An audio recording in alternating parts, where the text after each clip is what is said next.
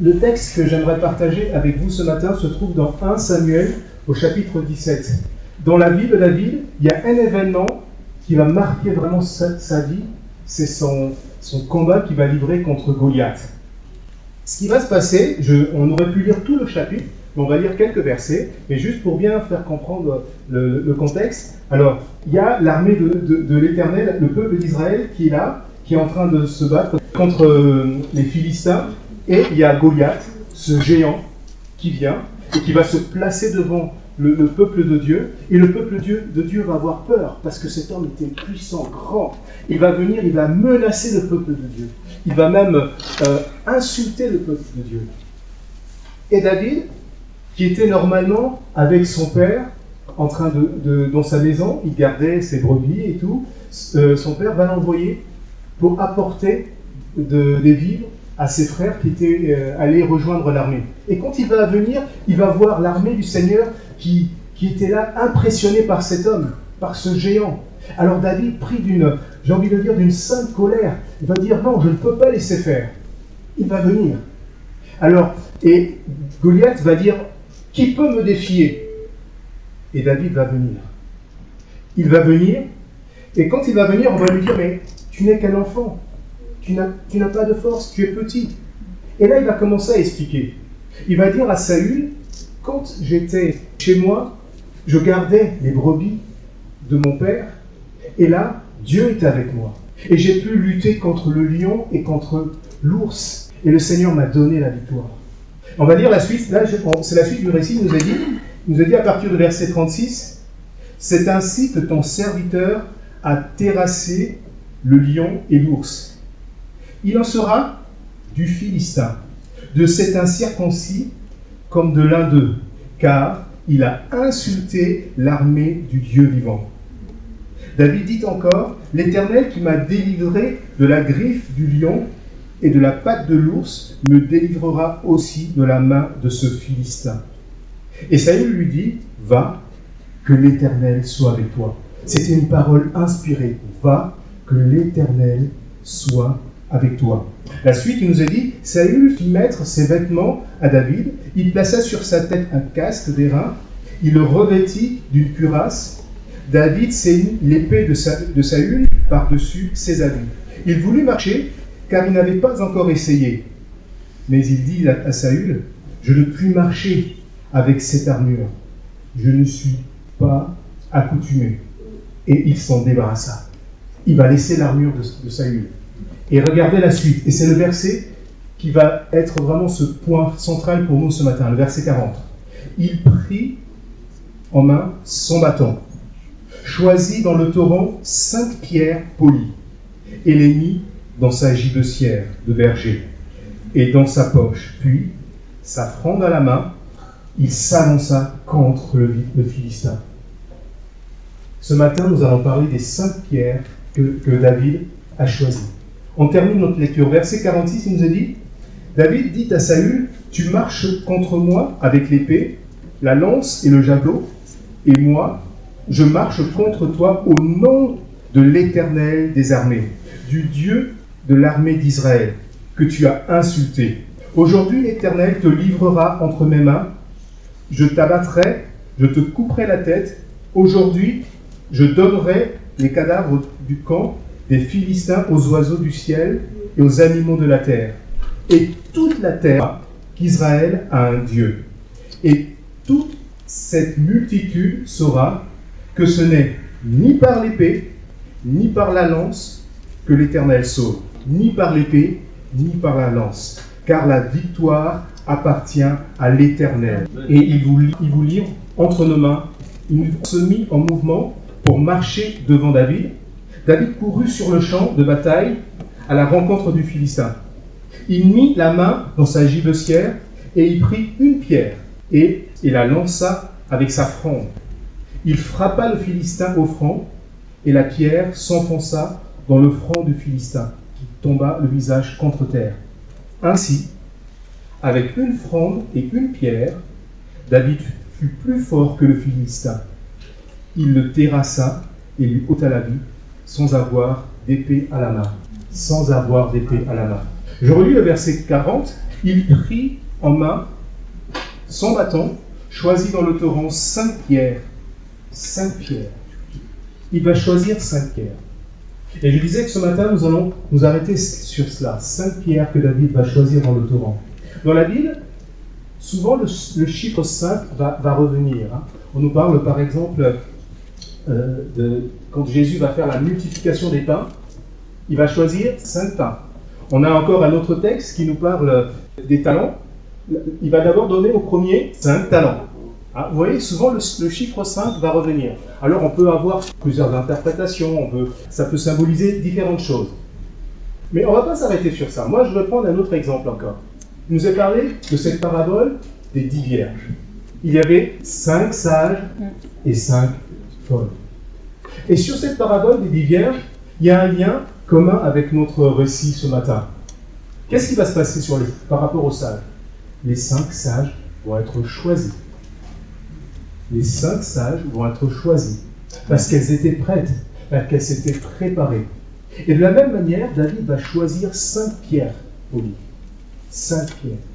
Je crois que ce matin, le Seigneur, et c'est la première chose qu'il veut laisser sur nos cœurs, il veut nous rappeler qu'il y a toujours un choix. Le Seigneur effectue toujours un choix.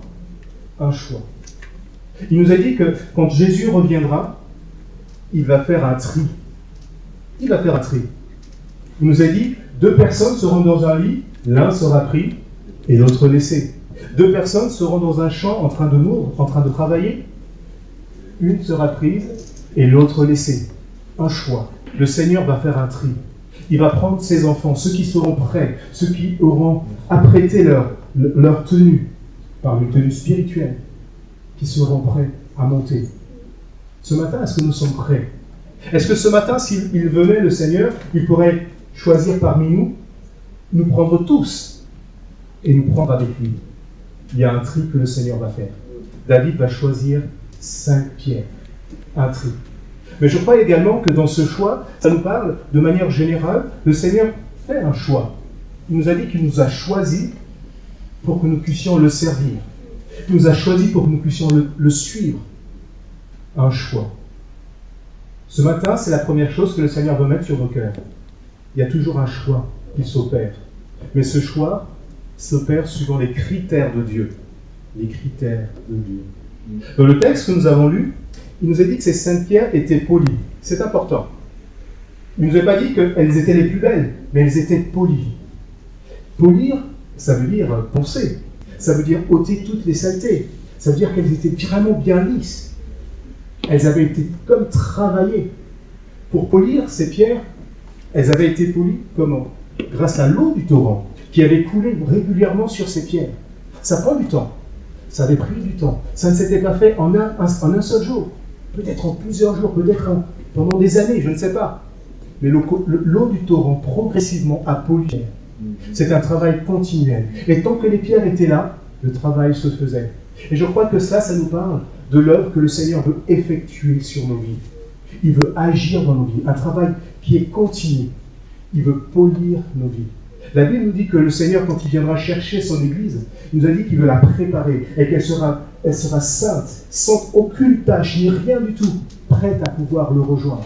Une œuvre qui veut agir. Et ça, c'est ce que le Seigneur veut faire dans nos vies, dans chacune de nos vies. Quel que soit l'état dans lequel on se trouve, il veut travailler nos vies. Mais il y a une interrogation qu'on aurait pu se poser. C'est qu'est-ce qui aurait pu se passer si ces pierres n'avaient pas été polies? David ne les aurait peut-être pas prises. Il aurait peut-être choisi d'autres pierres. 5 pierres polies. Je me suis posé une autre question, c'est de se dire, est-ce qu'il y aurait pu avoir des obstacles qui auraient empêché que ces pierres soient polies? Il y aurait pu y avoir des obstacles. Imaginons que sur le torrent, une branche d'arbre qui soit tombée, mais ça aurait peut-être dévié le cours du torrent. Et les pierres n'auraient pu être polies, on est bien d'accord. On aurait pu imaginer qu'un autre, peut-être un rocher qui aurait été placé là, qui aurait pu dévier le cours du torrent. Et de la même manière, les pierres n'auraient pu être polies. J'aimerais nous dire ce matin que parfois il y a des choses dans nos vies qui empêchent l'œuvre de Dieu de s'effectuer, qui empêchent que cette œuvre puisse se faire correctement. Et j'aimerais parler de 3 choses qui peuvent empêcher l'œuvre de Dieu dans nos vies. 3 choses. La première chose qui peut empêcher l'œuvre de Dieu dans ma vie, j'ai appelé ça, finalement, c'est nos peurs, nos doutes et nos inquiétudes. Nos peurs, nos doutes et nos inquiétudes. Ces choses peuvent empêcher, j'ai envie de dire, ça peut freiner, et c'est le terme que j'ai employé, c'est ça peut freiner l'œuvre de Dieu dans ma vie. Nos peurs, nos doutes et nos inquiétudes. Il y a un texte dans les évangiles que l'on connaît très bien. C'est Jésus qui va se retrouver un jour dans une barque avec ses disciples. Qu'est-ce qui va se passer? Il nous a dit que la tempête va se lever. Et le vent va souffler très fort. Très fort. Mais que faisait Jésus? Il dormait. Jésus dormait. Alors que la tempête va se lever. Et les disciples vont venir vers lui et vont le réveiller. Et qu'est-ce qu'ils vont dire? Maître, voilà. Les disciples s'étant approchés, le réveillèrent et dirent, Seigneur, sauve-nous, nous périssons. Sauve-nous, nous périssons. Que va dire Jésus?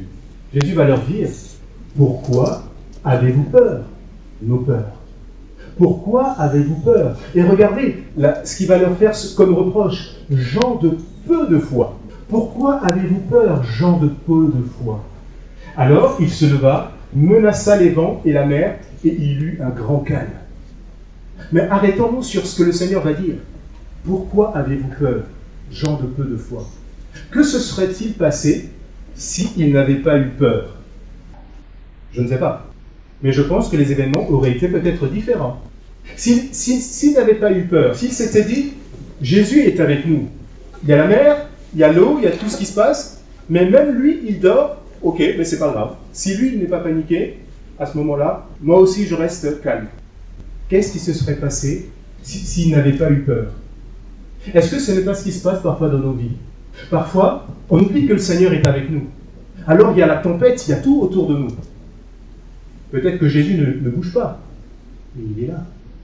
Et c'est ce qui fait toute la différence. Il ne permettra pas qu'on soit éprouvé au-delà de nos forces. Il est là. Pourquoi avez-vous peur, gens de peu de foi? Alors il y a plusieurs peurs, il y a plusieurs craintes, il y a plusieurs doutes. Parfois on a peur du lendemain. Mais que dit la Bible? Le lendemain aura soin de lui-même. Que nous devons nous confier en Dieu. Parfois on a peur du manger et du boire, de se vêtir. Mais que dit Jésus? Votre Père sait que vous en avez besoin. Parfois on a peur. Alors parfois on a peur de choses encore plus délicates. Parfois on a peur des épreuves, de la souffrance. Oui, parfois on a peur à cause des maladies, on s'inquiète. Et c'est normal. Mais que dit la Bible? Ne vous inquiétez de rien. En toute chose, faites des prières. Déposez tout entre les pieds du Seigneur. Ça ne veut pas dire qu'on ne peut pas avoir des doutes. Mais qu'est-ce qu'il faut faire? Venir tout déposer entre les mains du Seigneur. Ne pas laisser ces doutes prendre la place dans nos cœurs. Nos craintes et nos doutes, nos inquiétudes freinent l'œuvre de Dieu dans ma vie. Quand on laisse ces choses s'installer, ce qui va se passer, c'est qu'on va douter de la puissance de Dieu. On va douter de la force du Seigneur. On va même douter de sa fidélité. On va douter de son amour. Nos craintes et nos doutes freinent l'œuvre de Dieu dans ma vie. Mais il y a la deuxième chose. Quelle est la deuxième chose? Ce sont nos résistances. Parfois, on veut résister à Dieu. On résiste à Dieu. On ne laisse pas Dieu agir. On résiste. Et j'ai pris un autre exemple qui parle de ces résistances. On connaît bien, c'est le prophète Jonas. On connaît Jonas, souvent on parle de lui. Parfois on parle de lui un peu en mal, mais qu'est-ce qu'on aurait fait à sa place? Jonas. Jonas va être appelé par le Seigneur, et le Seigneur va lui dire, va à Ninive, la grande ville, et crie contre elle, car sa méchanceté est montée jusqu'à moi. Qu'est-ce que cela veut dire? Cela veut dire que le Seigneur va dire à Jonas, va dans cette ville, et tu vas crier, le Seigneur a décidé de faire un jugement contre vous, parce que vous êtes une ville qui pêche, une ville qui marche loin de Dieu. Que va faire Jonas? Jonas, il s'enfuit. Et ce qui est fort, c'est qu'il va faire demi-tour. Il va s'enfuir loin de l'Éternel. Il va s'embarquer dans un bateau, il va partir loin de l'Éternel. Mais pourquoi il va faire ça? Parce que Jonas, il avait deux raisons de le faire. La première raison, c'est que Ninive, c'était la capitale de l'Assyrie, du royaume de l'Assyrie. C'était le royaume ennemi d'Israël qui leur avait fait du tort. Et donc ça l'embêtait déjà. C'était des ennemis. Et la deuxième chose, c'est qu'il savait, et plus loin on le découvre dans la suite, quand on lit le livre de Jonas, il va dire « Je savais que tu es un Dieu compatissant. Et que si j'allais dans cette ville pour dire « Dieu a décidé de détruire cette ville », et que si ces gens décidaient de se retourner et de venir demander pardon, alors toi tu aurais pardonné. » Et c'est pour ça qu'il ne voulait pas aller. Parce qu'il ne voulait pas que ces pécheurs puissent être délivrés.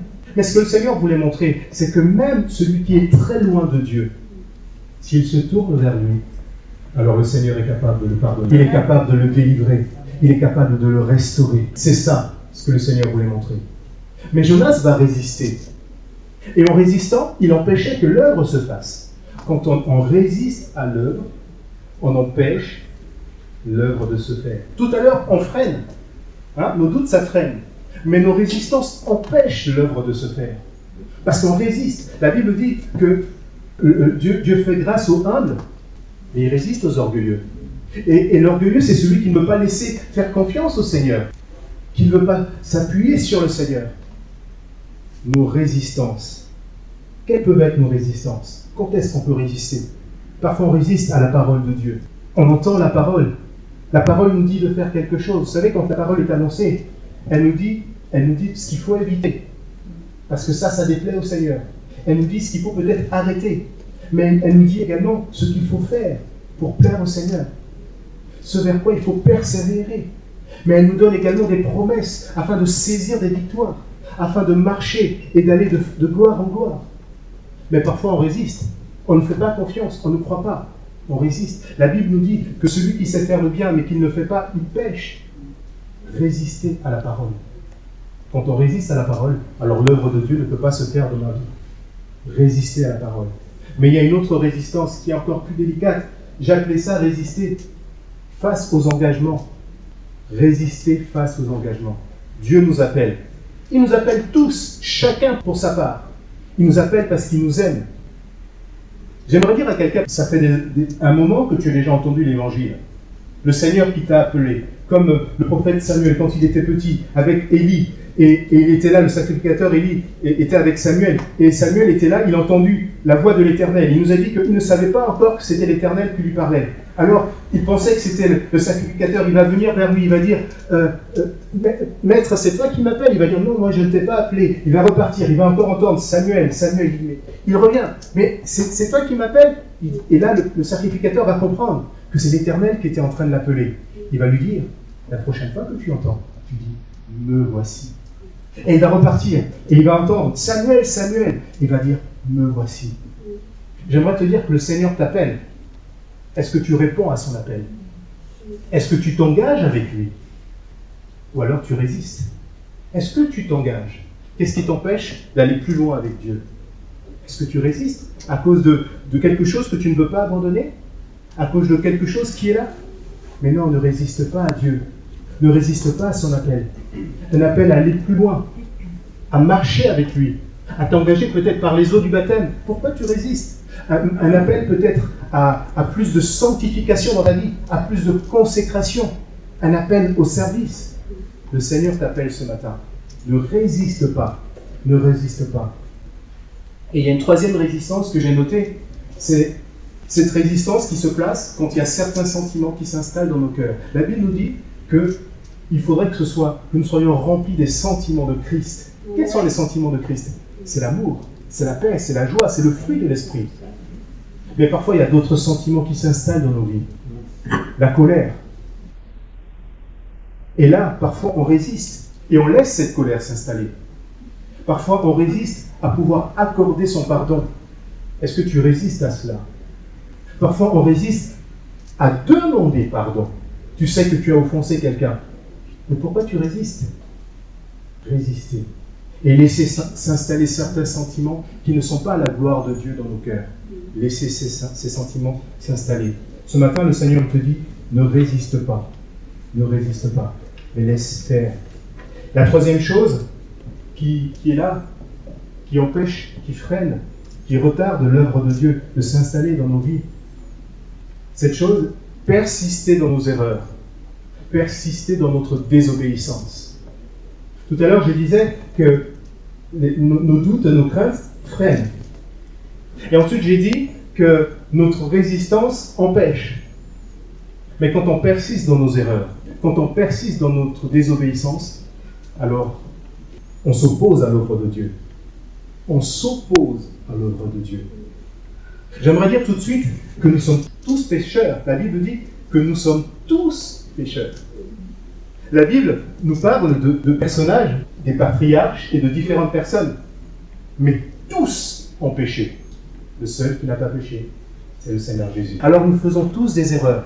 Nous commettons tous des erreurs. Nous nous trompons tous. Mais ce qui fait la différence, c'est notre comportement face à l'erreur. Est-ce que je persiste de mon erreur ou alors je change de position? La Bible nous parle justement dans Samuel, du roi, le premier roi d'Israël. C'est le roi Saül. Cet homme, c'était un homme fort. Il va être choisi et il va commettre des erreurs. Et il va persister dans ses erreurs. Et le Seigneur va le rejeter. La Bible nous parle également, on parle de David ce matin. Lui aussi va commettre des erreurs. Et ce n'était pas une petite erreur. Il va prendre la femme de quelqu'un d'autre. Et ensuite, quand cette femme va tomber enceinte, qu'est-ce qu'il va faire? Il va vouloir tromper. Il va faire revenir le mari en disant reviens du champ de bataille. Et comme ça, en espérant que ce mari va aller avec sa femme. Et comme ça, personne n'aurait su. Mais cet homme ne va pas aller avec sa femme. Alors qu'est-ce qu'il va faire? Il va dire c'est embêtant. Alors, il va s'arranger à ce que cet homme se fasse tuer. Il va le mettre en première ligne devant l'ennemi. Et quand il va être confronté à son péché, qu'est-ce qu'il va faire? Il ne va pas résister. Il ne va pas persister dans son erreur. Il ne va pas persister dans sa désobéissance. C'est cela. La Bible nous parle d'un homme.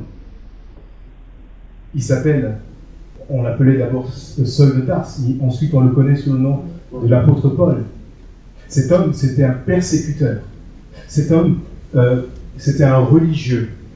Mais c'est un homme qui était sincère et qui faisait ces choses de tout son cœur.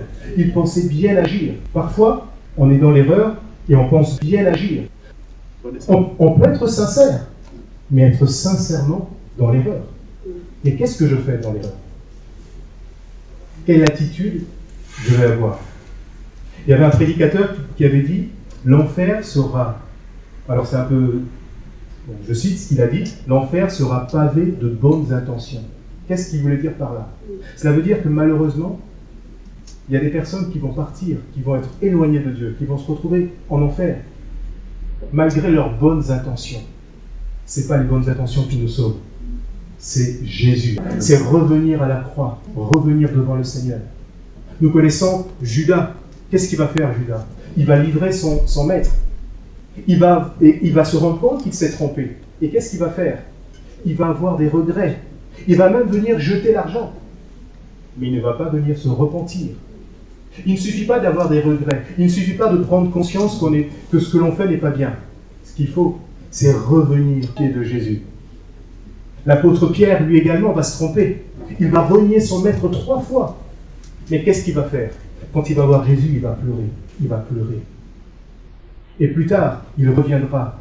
Et on a cette belle scène où il est avec Jésus. Et le Seigneur va lui dire, Pierre, m'aimes-tu? Et il va dire à 3 reprises. La première fois, il va dire rapidement, oui, tu sais que je t'aime. Mais Jésus va lui dire, Pierre, m'aimes-tu? Il va dire, Seigneur, tu sais que je t'aime. Pierre, m'aimes-tu? Et là, il va dire, Seigneur, tu sais toutes choses. Tu sais toutes choses. Et je crois dans ce tu sais toutes choses, c'est, Seigneur, je suis faible.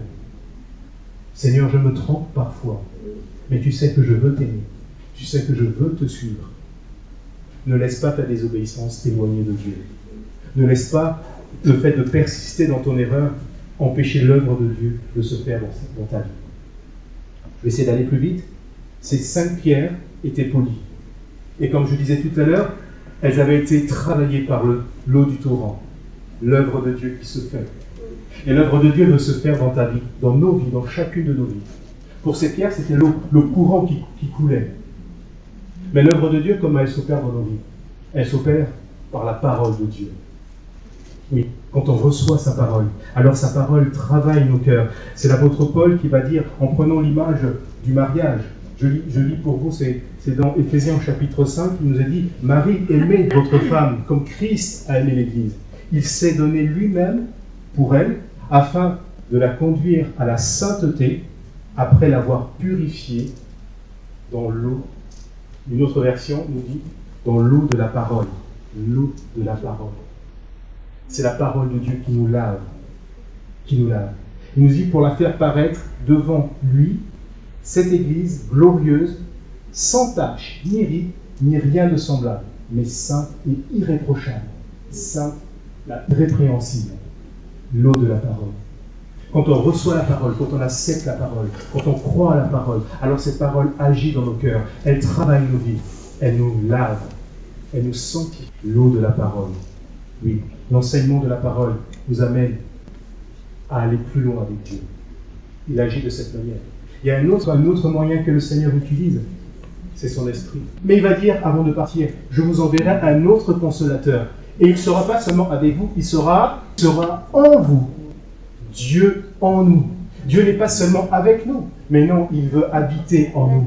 Il veut travailler chacune de nos vies. Il veut restaurer nos vies, guérir les cœurs malades. Il veut vraiment nous faire aller plus loin, transformer notre nature. Le Saint-Esprit vient pour nous faire ressembler à Jésus. Il veut mettre la nature de Dieu en nous. Il veut apporter le fruit de l'Esprit, la nature de Dieu en nous. Dieu en nous.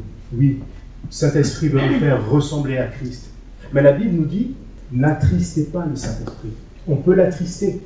Ça veut dire qu'on peut s'opposer à son œuvre. On peut freiner son œuvre. J'ai dit souvent cette phrase, Dieu peut tout, mais il nous laisse à nous ce qui dépend de nous. Dieu ne va pas faire à notre place ce qui dépend de nous. Pourquoi ? Parce que s'il le fait, ce ne serait plus un Dieu d'amour. On ne le suivrait plus par adhésion, par volonté, mais on le ferait par contrainte. Mais Dieu est un Dieu d'amour. Alors ce qui dépend de moi, il va me laisser le faire. Qu'est-ce qui dépend de moi ? C'est mon choix de le laisser diriger ma vie. C'est mon choix de vouloir marcher dans ses voies. C'est mon choix de peut-être vouloir abandonner certaines choses. C'est mon choix de vouloir lui faire confiance dans une situation difficile. C'est mon choix de dire, Seigneur, je veux m'appuyer sur toi. Il veut agir par son esprit. La troisième chose que le Seigneur utilise, et ça fait un peu mal, mais le Seigneur utilise les épreuves. Le Seigneur utilise les épreuves pour travailler nos vies. C'est l'apôtre Jacques qui va le dire très bien. Il nous dit, mes frères, regardez comme un sujet de joie. C'est difficile, hein ? Regardez comme un sujet de joie complète, pas à moitié, un sujet de joie complète, les diverses épreuves auxquelles vous pouvez être exposés. Et il dit la suite, sachant que l'épreuve de votre foi produit la patience. L'épreuve produit la patience. Et qu'est-ce qui se passe ensuite ? Mais il faut que la patience accomplisse parfaitement son œuvre, afin que vous soyez parfaits, accomplis, sans faillir en rien. Parfaits, accomplis, sans faillir en rien.